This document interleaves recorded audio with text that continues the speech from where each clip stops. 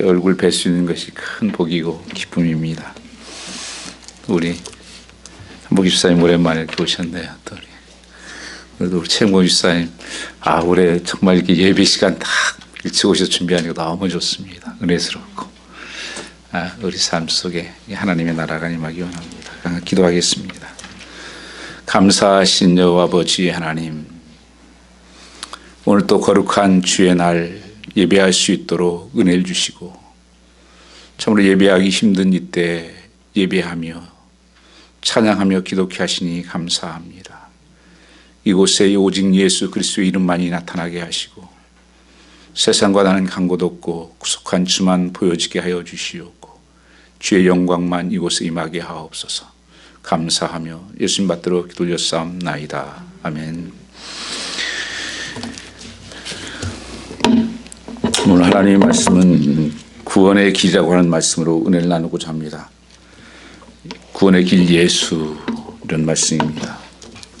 이 세상이 너무나 빨리 변화되고 있습니다. 많은 것들이 무너지고 있습니다. 생각지도 못한 일들이 일어나고 있다는 것입니다. 그러나 지금 우리에게 가장 중요한 것은 세상의 흐름에 휩쓸리지 않아야 한다는 것입니다. 왜냐하면 하나님은 어제나 오늘이나 내일이나 동일하신 분이시고, 역사의 주관자이시고, 우리 생사화복을 주관하신 분이라고 말씀하셨습니다. 하나님은 여전히 변함이 없습니다. 그리고 사랑하는 성도들을 향한 하나님의 뜻이 있고, 또 성도를 향한 하나님의 축복이 있다는 것입니다. 그래서 우리가 지나왔던 생활을 뒤돌아보면 어려움이 없었던 적은 거의 없습니다. 우리의 지나온 삶을 뒤돌아보면 야곱이 고백했던 것처럼 내가 120년 살아오는 동안 내 생을 뒤돌아보니까 그 세월 동안 참 힘들고 어려웠었다, 이런 고백을 하게 되는 것을 알 수가 있습니다. 그러나 그 가정 속에서도 하나님의 그 고난 가운데 은혜가 있었고, 거기에 기적이 있었던 것처럼 오늘 우리의 삶 속에서도 하나님의 역사의 흐름 속에 분명히 우리를 인도하시고 약속하신 땅으로 우리를 부르시라 믿습니다. 그래서 분명히 심은 대로 거둔 것입니다, 하나님은. 그래서 여러분들이 지금 이때 내가 무엇을 심어야 되는지, 그리고 지금 무엇을 해야 되는지 오늘 말씀을 통해서 깨닫는 은혜가 있기를 주의 이름으로 축복합니다. 오늘 본문 말씀은 교회사뿐 아니라 세계 역사에서도 매우 중요한 사건이 일어난 장소입니다. 본래 고대 문화의 중심은 동양 사상이 있었습니다. 동양적이었습니다. 그러나 고대 이후 인류 역사를 동양이 아닌 서양의 문화가 지배하고 결정적인 사건이 일어났다고 하는 것입니다. 그래서 어떻게 해서 서양 문화가 모든 것을 끌고 나가는, 이런 모든 역사를 보면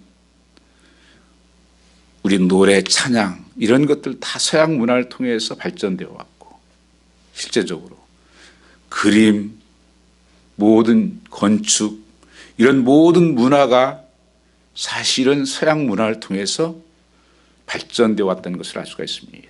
어떻게 해서 이런 일이 생겼을까?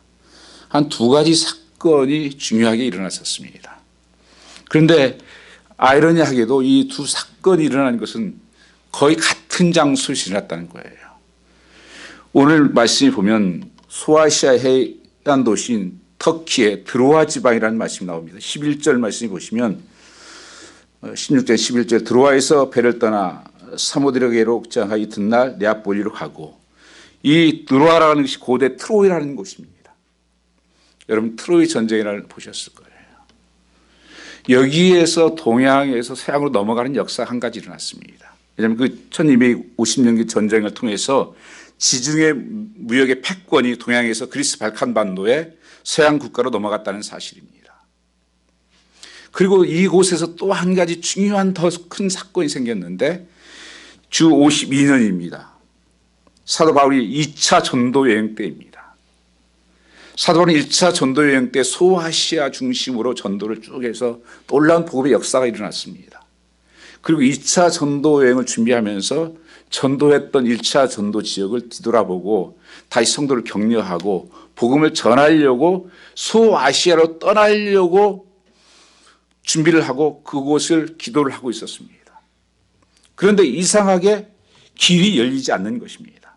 거기 16장 성경 말씀 표현해서 보시기 바랍니다. 16장 7절 말씀 보면 거기에 예수의 영이 허락지 아니하시는지라. 아니, 하나님께서 원하시는 일이죠. 복음을 전하고. 그리고 1차 전도 여행 때 놀라운 역사들이 많이 일어났고 기적이 일어났고, 그래서 그들에게 더 복음을 전하려고 하려고 하는데 이 소아시아로 가려고 하는 문이 계속 닫히는 거예요. 아니, 이상하리란 만큼 이해가 안 되는 거예요. 아니, 하나님이 기뻐하신 일인데 하나님 말씀대로 순종해서 가려고 하는데 왜 이렇게 길이 막히는가. 참 답답한 거예요. 우리의 살아가는 살면서도 그럴 때가 많잖아요. 정 말씀대로 내가 살고 순종해서 가려고 하는데 왜 이렇게 참 답답하고 모든 것이 막히고 열리지 않고. 여러분은 어떻게 해야 되나요? 이런 때 어떻게 하나요? 사도 바울도 이해를 못하고 있었습니다. 왜 하나님 막이시는가? 근데 사도 바울은 그것을 깨달았습니다. 하나님의 영이 허락지 않는 것, 성령님이 거기를 인도하지 않는구나. 어쩌면 우리의 사람의 생각과 하나님의 생각이 다를 때가 많다는 거예요. 어떤 것은 내가 기도했음에도 불구하고 하나님께서 더 좋은 뜻이 있다는 것을 우리는 알 수 있다는 것입니다. 그래서 내가 계획한 대로, 내가 기도한 대로 이루어지지 않는다고 해서 하나님이 안 계신 것이 아니에요. 하나님께서 막으신 것이 아니라는 것입니다. 하나님께서는 더 좋은 것으로 우리의 기도를 하나님께서 기도한 대로 응답하신다고 한 건데 성경에 없어요. 어떻게 하나님께서 하나님 뜻대로 하나님 더 좋은 것으로 주시겠다고 말씀하셨죠. 성경 말씀에 보면 아비가 생선을 달라면 뱀을 줄 아비가 어디 있냐. 더 좋은 것을 주지 않겠느냐. 떡을 달라면 돌을 줄 아비가 어디 있겠냐. 너희 하나님께서는 가장 좋은 곳으로 너에게 주시고 그 모든 걸 협력하여 가장 선한 것을 만들어주신 분이 하나님이시라는 것을 말씀하고 있는 것입니다. 그래서 답답할 때 우리가 길이 안 보일 때 뭘 해야 되겠어요? 오늘 사도 바울은 본문에서 기도했다고 말씀하고 있습니다.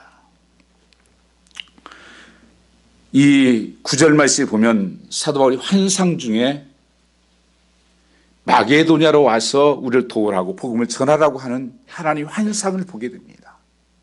아니, 내가 가려고 했던 것은 이곳이었고 이곳을 위해서 기도하고 준비하고 있었는데 하나님께 성령께서 환상 가운데 마게도냐 사람들이 손짓하는 그 복음의 소식을 듣게 됩니다. 그래서 기도를 하는 가운데 이 환상을 보게 돼요. 10절 말씀 보면 환상을 본 후에 그렇게 말씀하고 있잖아요. 꿈에 봤으면 잠자다가 본 것은 꿈이죠. 기도하다가 보는 것은 환상이에요. 그러니까 사도 바울이 뭐 했다는 거예요? 기도했다. 항상 우리의 삶에서 첫 번째 그 프라이어티는 기도라고 하는 것을 알 수가 있습니다. 성도는 모든 삶에 나갈 때 기도로 나가야 됩니다. 그래서 내가 기도가 끊어졌다 하면 다 죽었구나 생각하시는 거예요. 큰일 났다. 왜냐하면 기도가 우리 인생에서는 최전방이에요. 기도할 때 이기고 기도할 때 졌던 것을 우리는 알 수가 있습니다. 기도한 가운데 환상을 보고 성령께서 이것을 막으시고 다른 길로 인도하시는구나. 이 마게도냐로 인도하는 것을 알게 됩니다. 그래서 10절 말씀에 보면 그 환상을 보내 곧 마게도냐로 떠나기를 힘쓰니 복음을 전하라고 우리를 부르신 줄로 인정함이니라. 그래서 방향이 바뀝니다. 이 기도의 놀라운 역사는 뭐냐면 하나님이 가장 좋은 길로 방향을 바꿔주시는 거예요. 기도하면 내가 기도하기 전에 혼란이었어요. 기도하면 명확해집니다. 기도하면 분명한 하나님의 좋으신 길로 인도하시는 거예요.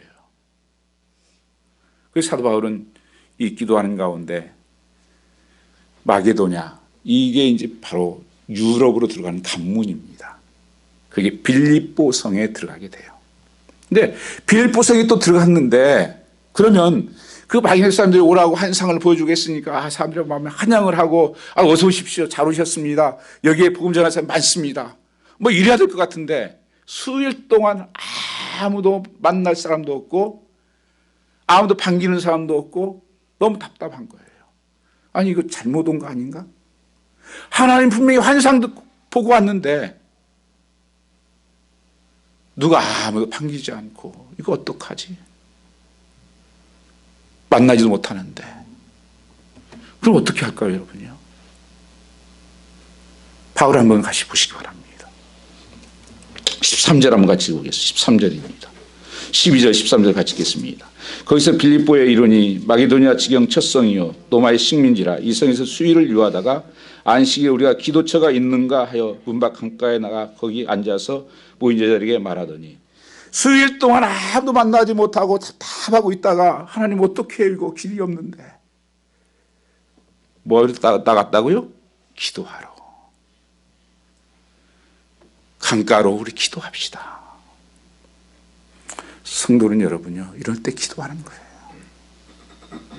기도가 답이에요. 기도가 킵니다. 고민한다고 걱정해서 해결되는 게 아니에요. 하나님께 물어보자. 저도 이 말씀을 묵상하면서 구체적으로 여러분 내 삶을 물어보십시오. 어떤 삶의 문이 열리지 않고 길이 보이지 않고 혼돈과 이런 절망이 있을 때 구체적으로 하나님께 물어보세요. 하나님, 우리 교회는 작은데 이 어려운 사람들을 어떻게 우리가 도울 수가 있겠습니까?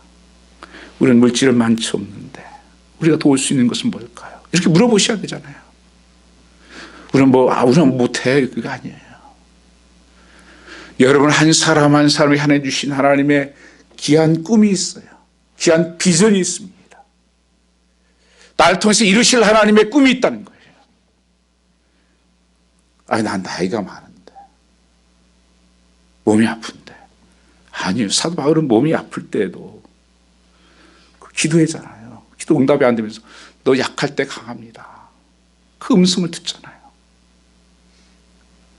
그래서 여러분들이 구체적으로 하나님 앞에 묻는 것이 중요한 거예요. 하나님 이거 온 거 맞습니까 지금? 어떻게 하는 게 좋겠습니까? 지혜를 주십시오. 그래서 기도처에 갔다가 거기서 아주 귀중한 예비된 한 여인을 만납니다. 이게 두아디라 자주장사예요. 이 여자 누디아라는 여자를 만나는데 본래 장사를 상당히 크게 하던 옷감 장사죠. 노마에서 있는데 핍박을 피해서 여기까지 본래 노마 식민지예요. 빌립보 성이. 그러니까 변두리로 몰려온 거예요. 그런데 그 기도하러 갔다가 거기서 사람을 만난 거예요. 하나님이 예비된 사람을 만난 거예요. 그 여인도 하나님을 경외하는 자였다. 공경하는 자. 주께서 그 마음을 열어 바울의 말을 청궁하게 하고 그 집이 다 세례를 받고 그 청하되 우리를 주를 믿는 자로 여거든 내 집에 대로 유하라 강골하여 있게 하리라. 하나님 길이 확 열리는 것이죠. 기도하는 가운데 하나님께서 그 여인을 여비하고 그 여인이 우리 믿는 사람인데 우리 가족 아닙니까? 우리 집에 와서 가십시오. 우리 교회 와서 우리 집에 와서 복음도 전하시고 또 말씀도 전해 주십시오. 이런 놀라운 역사가 시작되기 시작합니다. 그래서 여러분 사람 만나는 것도 하나님께 기도하셔야 됩니다. 하나님 어떤 사람을 만나야 됩니까?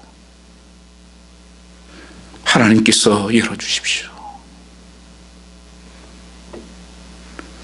이렇게 강권하여 그 집에 가서 가는데 사도 바울은 늘 시작이 기도예요.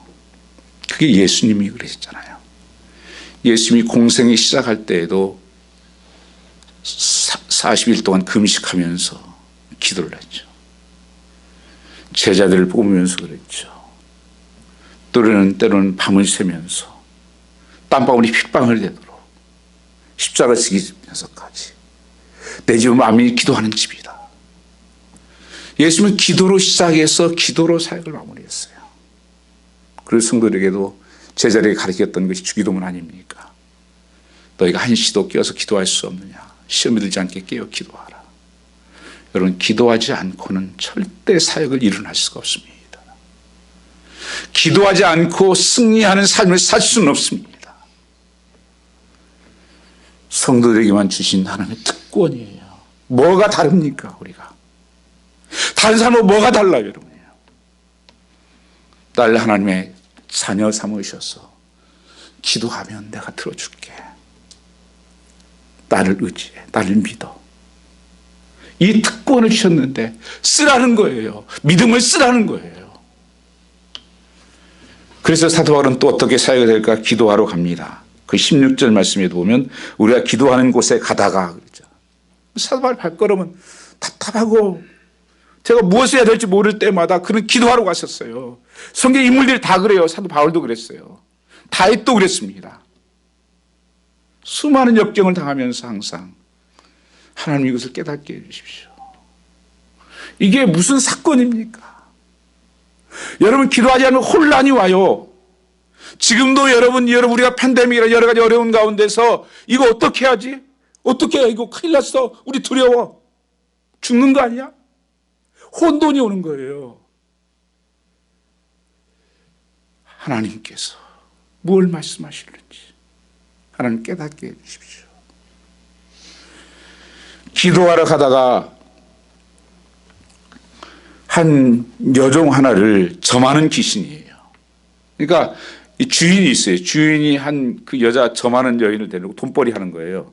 그래서 앉혀놓고는 주인이 딱 앉혀놓고 돈은 다 자기가 가져가고 그 여인 귀신 들린 점쟁이 하나 붙여놔가지고 점을 치는 거죠. 그러면서 사도 바울을 괴롭힙니다. 왜냐하면 귀신이 알아요. 여러분. 예수 믿는 사람들 압니다. 점괘가 안 나오고 안 돼요. 사도 바울은 얼마나 능력이 있으십니까 또. 그러니까 사도 바울을 뭐라고 그래요? 그 사람 알아요. 17절에 지극히 높은 하나님의 종으로 구원의 길을 너에게 전하는 자라 하며 여러 날 하는 그런 말을 하는 이같이 바울이 심히 괴로워서 돌이켜 귀신에게 이르되 뭐예요? 예수 그리스도의 이름으로 내가 명하노니 그에게서 나오라 하니 귀신 즉시 나오니라. 아, 이 여인이 귀신이 싹 나가버린 거예요. 이게 기도하는 사람의 능력이에요.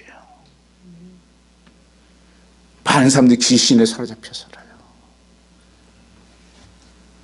귀신이 무섭습니다.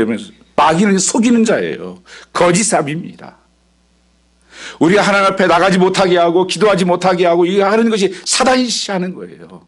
마음을 두렵게 하는 것이 하나님이 하는 게 아니에요. 하나님 주시는 마음은 두려워하는 마음이 아니고 사랑과 능력과 근신하는 마음이라고 했습니다. 하나님이 안 주시면 누가 준 거예요?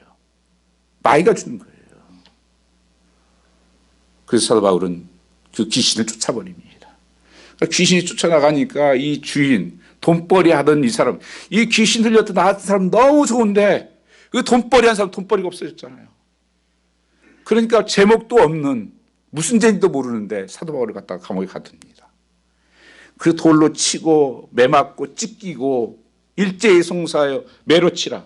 그리고 옥에 가두고 품들이 지키라. 아니 무슨 죄 때문에 그래요? 아니 사도 바울이 이렇게 억울할 수가 있습니까? 예수의 이름으로 귀신 쫓아내고 복음을 증거하는데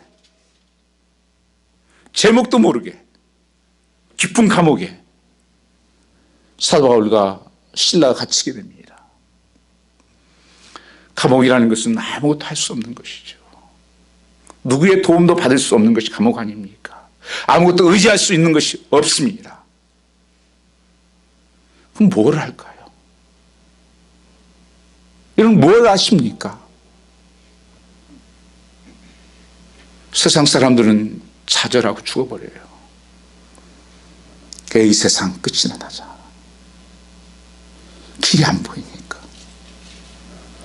이거 억울하잖아. 이거 억울해 살겠어? 하나님 계셔?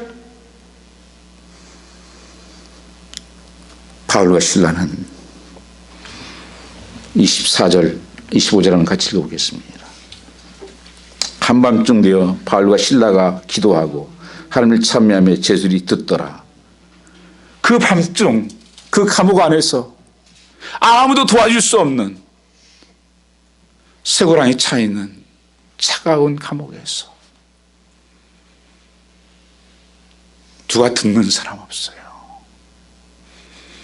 알아주는 사람도 없고 그들이 할 수 있는 것 기도하는 거예요. 찬양하는 것입니다. 찬양은 곡조 있는 기도라고 했어요. 그게 능력이라는 거예요. 근데 뭐라고 말씀하고 있습니까? 제수들이 듣더라. 하나님이 안 들으실까요? 정말 도움이 되는 것이 무엇입니까? 이 세상 것들은, 보여지는 것들은요,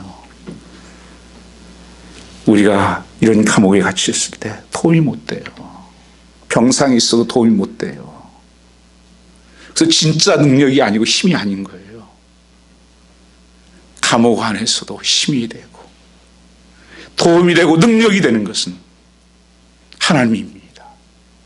그래서 사도 바울은 기도할 수 있었던 것이죠. 하나님이 듣는다는 확신이 있었으니까 기도하는 거죠. 그곳이 천국이 되는 것입니다. 요셉이 감옥에 갇혔을 때에도 억울한 누명을 쓰고 갔죠. 그게 뭡니까? 강간 미수범으로 걸려서 억울하게 있을 때도 성령이 함께 하심으로 그는 형통했다, 그렇게 고백을 해요. 그러면서 감옥 안에 있으면서 그 술관과 똑같은 왕의 신하들 중에 죄인들이 있었어요. 하루아침에 요셉이 감옥에 가보니까 그들의 얼굴에 근심이, 걱정이 가득 쌓였어요. 요셉이 그렇게 물었습니다. 당신도 오늘 얼굴 보니까 왜 그렇게 근심빛이 많아? 아니, 왜 그렇게 걱정이 많아? 무슨 일 있어? 여러분, 멋있지 않습니까? 누가 근심빛이 있어야 돼요? 누가 얼굴이 그늘져야 됩니까? 우리 조금만 싫은 소리 들어도 정말 억울해 못 살겠다고, 조금만 억울해도 화가 나고, 저도 그럴 때 많아요. 애매한 말 하고. 여러분 다 그 당하잖아요. 내 사도 이 요셉은 주님이 그곳에 함께 하시기 때문에 형통했다고 해요. 그 성령이 계시네, 성령이 계시네. 그러면서 다른 사람들의 얼굴을 보여주는 것입니다. 내 코가 석자인데 다른 사람 얼굴이 보여요. 그냥 얼굴이 아니잖아요. 마음의 얼굴을 본 것입니다. 여러분, 남편 얼굴 요새 보이십니까? 아내 얼굴은 보이십니까? 믿음의 눈으로 보십시오. 그 어려운 이웃들을 요셉은 거기에서 그들 보면서 그 꿈을 해석해주고 풀어주는 모습을 우리는 볼 수가 있습니다. 감옥 안에도 하나님 함께 계셨다. 이 바울의 고백인 거예요. 그 감옥 안에서 한밤중에 기도하고 하나님을 찬미하는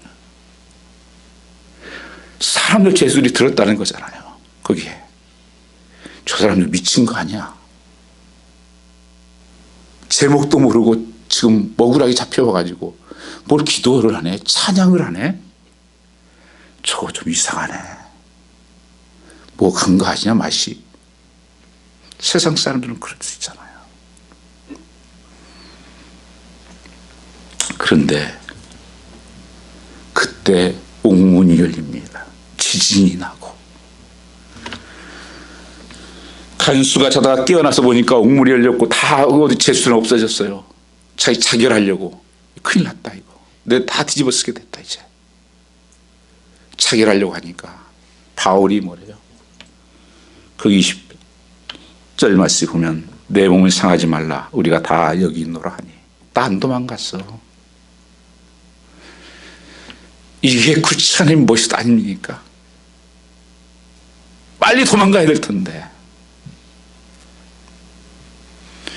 바울이 전에 감옥에 갇혔을 때 이런 기도를 부탁했어요. 단순히 나를 나오라고 기도하지 말아라.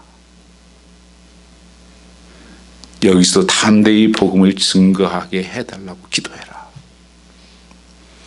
로마에 갈 때도 마찬가지예요. 환난과 핍박이 있다고 한다 할지라도 나는 생명 걸고 복음 전하기 위해서 거기에 간다. 그리고 로마에 가도 핍박이 있는 것을 알고 사도 바울은 로마에 가서 그래서 감옥살이밖에 안 했어요. 감옥 한 3군데 감옥을 옮겨있어요. 거의 지금도 그 있어요. 로마에 가면요. 옮겨다니면서 감옥에서 결국 순교했어요. 그거 알고 갔어요. 그 죄수 있으면서 복음을 전하고 로마가 뒤집어지잖아요. 바울도 기도하는 가운데 그걸 하는 거죠. 내가 너를 지키고 그리고 여기 있는 사람들 구원받아야 될 백성이 있다. 하나님께서 감옥같이 보낸 거예요. 그 사명을 하나님의 뜻을 이루기 위해서. 여러분의 삶에는 어떤 비전과 꿈이 있습니까? 그냥 이렇게 살다 가시겠습니까? 남은 인생의 후반전은 하나님 앞에 갔을 때 정말 잘했다, 수고했다, 칭찬받는 삶. 하나님께서는 우리 한 사람 한 사람에 대한 놀라운 꿈이 있습니다. 하나님 놀라운 계획을 가지고 계십니다. 아마 하나님 나라에 가서 내가 이렇게 순종한 삶을 살았더라면 너를 통해서 이런 일을 이루시라고 하나님께서 그것을 보여준다면 그때만큼 후회스러운 삶이 어디 있겠습니까? 이렇게 그냥 세상에 보여지는 것, 뭐 하나 더 갖는 것, 뭐 하나 좋은 것, 이게 인생의 목적이라면 사람의 우리 하나님 지으신 목적하고는 다른 것입니다. 사도 바울은 살고 죽는 것 그렇게 중요하지 않았어요. 어떻게든지 한 영혼이라도 구원하자. 그래서 이 길을 가고 있는 거예요. 그런 가운데 하나님이 보호하시고 하나님이 인도하시고 역사하신다고 하는 것입니다. 이 간수가 벌벌 떨면서 어떻게 이렇게 됩니까? 그 지키던 자가 이 죄수 앞에서 덜덜 떨면서 어떻게 해야 우리가 구원받겠습니까? 우리를 도와주십시오. 주 예수를 믿으라. 그리하면 너와 내 집이 구원을 얻으리라. 큐리어스. 주 예수를 믿으라. 그리하면 너와 내 집이 구원을 얻을 것이다. 이 구원의 복된 소식, 오늘 우리에게도 어찌할까요? 어떻게 해야 됩니까? 이 상황에서 너와 내 집이 구원을 받으라. 우리는 이 세상 살아가면서 두 가지의 심판을 만나게 됩니다. 한 심판은 누구나 죽는다는 것입니다. 히브리서 9장 27절 말씀에 사람이 한번 태어나는 것은 정한 것이요 그 후에는 심판이 있다고 성경은 말씀하고 있습니다. 저는 한 팬데믹을 통해서 1년 동안에도 제가 그래도 좀 알고 그분들을 함께 교제했던 한 10분 정도는 돌아가셨어요. 그건 팬데믹으로 가신 분은 없습니다. 60세부터 시작해서 80세 사이에 거의 다 돌아가셨어요. 많은 생각을 하게 했습니다. 오래 사는 게 아무 의미가 없구나. 짧게 사는 것도 아무 문제가 아니구나. 뭘 남겼지?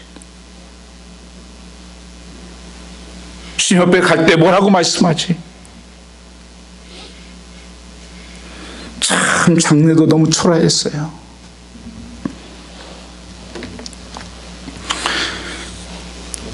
사도 바울은 나는 모든 것을 배설물을 여기고 십자가만을 자랑한다. 그게 나를 구원했다. 예수께서 내 죄를 지시고 나를 위해 죽으셨고 내가 구원을 받았다. 주 예수를 믿으라. 여러분은 정말 예수를 믿습니까? Are you born again Christian? 무늬만 크리스찬이 지금 너무 많습니다. 모양만 내는 크리스찬이 많습니다. 십자가를 통과한 나는 죽고 이제 예수가 내 안에 산다. 내 안에 예수의 생명이 있다. 영원한 생명이 있다. 나는 이 땅에 살고 있지만 이제 영원한 그 나라에 들어갈 것이다. 이걸 바라보고 사느냐는 것입니다. 뭐로 하는 것을 말씀드리는 게 아닙니다. 예수님이 오셨을 때 사람들 중에 많은 사람들이 그걸 몰랐던 사람들이 많습니다. 주님, 내가 이거 하지 않았습니까? 내가 저것도 하지 않았습니까? 난 널 모르는데. 왜 나 몰라요, 나요, 집사님? 나 무슨 집사예요? 나 목사인데 몰라요? 난 너 몰라. 자기가 한 것을 기억했던 사람은 다 모른대요. 하나님께서 이름도 없고 빛도 없고 나는 한 적도 없는데요. 내가 나에게 물을 준 것을 내가 안다. 내 소자에게 내 이웃에게 한 것이 곧 내게 한 것이 아니냐. 여러분 꿈을 잊어버렸습니까? 미래가 보이지 않습니까? 하늘 말씀 붙들고 엎드리십시오. 기도하십시오. 창조자의 그 주님. 기도하면 모든 것이 분명해집니다. 그리고 오늘 이 말씀을 통해서 우리에게 주시고자 하는 것은 무엇보다 중요한 것은 구원이다. 나의 구원도 중요합니다. 그러나 여기 뭐라고 말씀하고 있습니까? 주 예수를 믿으라 그리하면 내 집이 구원을 받아. 너와 내 집이. 여러분의 가정에 올해는 온 가정이 구원받는 역사가 일어나기를 축원합니다. 나를 통해서 온 가정이 구원받는 이게 가장 큰 복이에요. 사도 바울도 이것 때문에 생명 내려놓고 복음을 증거하기 시작했고 예수님께서 이것 때문에 십자가에 죽으셨고 이 땅에 잠깐 사는 것이 중요한 것이 아니라 영원한 그 삶. 정말 앞으로 큰일 났어요. 저는 이때가 정말 기도할 때라는 거예요. 이 마지막 때는 분명히 하나님께서 말씀하셨죠. 진짜와 가짜를 나누는 때입니다. 양과 염소를 나누고 알고가 쭉정이를 나누는 때가 심판의 때라고 말씀했습니다. 평소엔 잘 몰라요. 알고가 쭉정이. 겉보기에 비슷하잖아요. 여러분들 보셨잖아요. 알고인 쭉정인지 잘 몰라요. 탈곡해보면 알아. 비슷한 것 같지만 주님이 아시고 계시는 거예요. 정말 나는 주님으로 말미암아 구원받은 백성인가? 그리고 우리 자녀들 정말 그거 구원받았을까? 여러분, 세상에 조금 잘 되고 하는 거요, 그거 아무것도 아니에요. 제가 늘 그런 생각을 해요. 어떤 아이들 그래요. 우리 아이들 돈 많이 벌어요. 스탁옵션도 많이 받고요, 뭐 받고.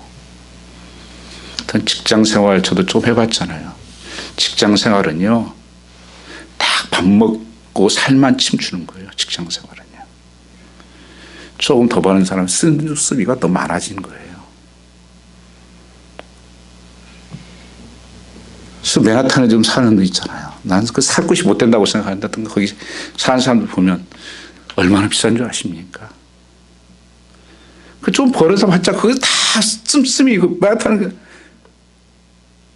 엄청 물가도 비싸죠. 거기가 여기보다 훨씬.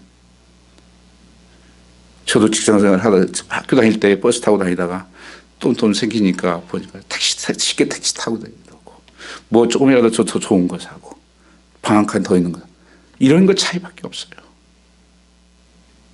그게 뭐 인생의 큰 행복입니까? 정말 예수 믿고 영원한 그 나라를 바라보고 하나님을 사랑하고 이웃을 사랑하며 하나님 교회를 섬기는 삶, 영혼을 구원하는 삶, 이 삶이 가장 값진 복이라는 것입니다. 그래서 무엇보다 뭐래요? 주 예수를 믿으라는 거예요. 요즘처럼 가정이 함께하는 시간이 많지 않잖아요. 자녀들도 만나려면 쉽게 좀 만날 수 있고, 가정은 부부도 마찬가지고. 정말 다시 한번 우리는 예수 안에 있습니까? 우리 예수 믿습니까? 한번 해보세요. 언제까지 우리가 가짜로 살면 안 됩니다. 불시에 주님 오실 때 그때는 늦어요.